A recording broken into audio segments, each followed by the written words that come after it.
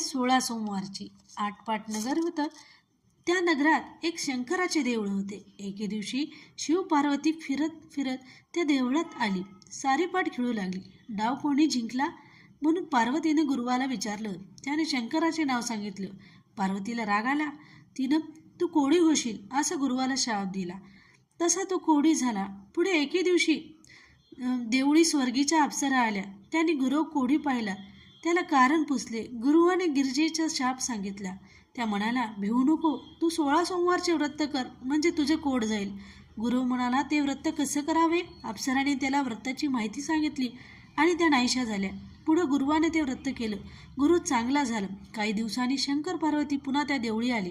पार्वतीने त्या कुष्ठरहित पाहिले. तिने गुरुवाला विचारलं, तुझं कोड कशाने गेलं?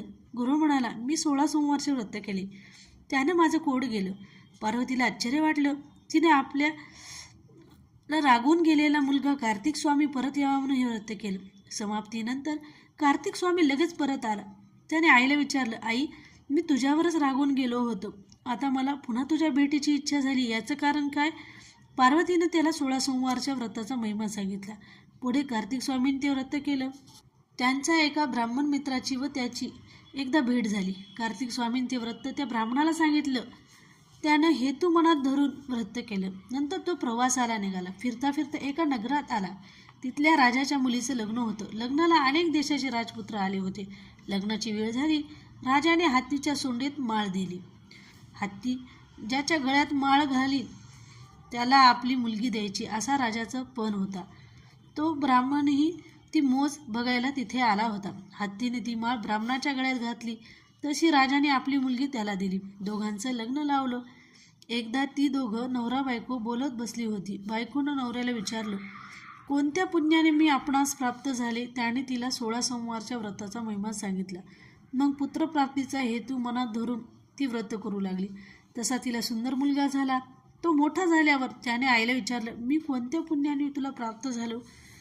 तिनं त्याला त्या व्रताचा महिमा सांगितला. त्यानं राज्यप्राप्तीची इच्छा मनात धरली. तो व्रत करू लागला व देश पर्यटनाला निघाला. जाता जाता एका नगरात गेला. तिथल्या राजाला मुलगा नव्हता. एक मुलगीच होती. कोणीतरी सुंदर व गुणवान असा नवरा मुलगा पाहून त्याला आपली मुलगी व राज्य द्यावे असा त्याने विचार केला. अनायासे त्या पुत्राची गाठ पडली. राजानं त्याची राजचिन्ह पाहून त्याला आपल्या घरी आणलं. कन्यादान केलं व त्याला आपल्या राज्यावर बसवलं. तेवढ्यात त्या ब्राह्मणाचा 17वा सोमवार आला. ब्राह्मणपुत्र देवळी गेला. घरी बायकोला निरोप पाठवला की 5 शेर कणकीचा चुरमा पाठवून दे. चुरम्याला लोक हसतील म्हणून राणीने एका तबकात 500 रुपये भरून पाठवले. चुरमा आला नाही म्हणून व्रतभंग झाला. देवाला राग आला.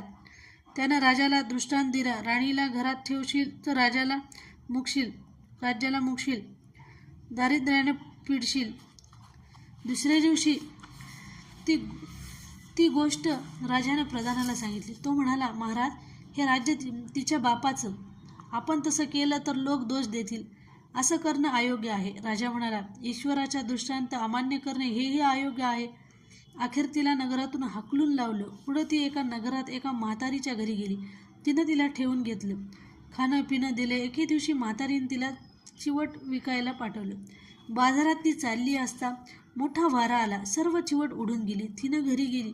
घरी येऊन म्हातारीला सांगितलं. तिनं तिला घरातून हाकलून लावलं. तिथून निघून ती एका तेलाच्या घरी गेली. तिथं तेलाच्या भरल्या घागरीवर तिची नजर गेली.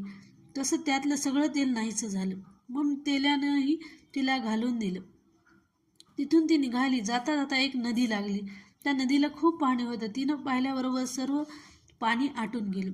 पुढं एक सुंदर तळं दिसलं. त्यावर तिची दृष्टी जाताच ते पाणी नासून गेलं. मग तिथं एक गोसावी आला. त्याने तिला पाहिलं. कोण कुठची म्हणून विचारलं. तिनं सगळं सांगितलं. गोसाव्याने तिला धर्मकन्या मानलं व आपल्या घरी घेऊन आला. परंतु तिथं जात तिची दृष्टी जाईल. त्यात किडे पडणं, काही वस्तू आपोआप नाहीशा होणं असे चमत्कार होऊ लागले. मग गोसाव्याने अंतदृष्टी लावली. तिच्या पदरी व्रत मोडल्याचे पाप असल्याचं त्याला कळून आलं. मग गोसाव्याने राणीबद्दल श्री शंकराची प्रार्थना केली. शंकर प्रसन्न झाले. तिला 16 सोमवारचे व्रत करायला सांगितले व आपण अंतर्ध्यान पावले. गोसाव्याने तिच्याकडून 16 सोमवारचं व्रत करवले. तसा परमेश्वराचा कोप नाहीसा झाला. पुढे तिच्या नवऱ्याला तिच्या भेटीची इच्छा झाली. तिला शोधायला चोहीकडे दूत पाठवले. त्यांना गोसाव्याच्या मठीत राणी दिसली. त्यांनी जाऊन राजाला सांगितलं. राजा प्रधानासह गोसाव्याकडे आला. त्याला साष्टांग नमस्कार केला. गोसावी म्हणाला, राजा, ही माझी धर्मकन्या, तिला ही माहेरी ठेवली होती. आता तुझी पत्नी तू घेऊन जा. राजा राणीनं गोसाव्याला नमस्कार केला. राणीला घेऊन नगरी आला. पुढं ती दोघं आनंदाने रामराज्य करू लागली. तसं तुम्ही शंकराला प्रसन्न करून रामराज्य करा. ही 60 उतराची कहाणी पाचा उतरी देवा ब्राह्मणाच्या दारी पिंपळाच्या पारी गायीच्या गोठी सुफळ संपूर्ण.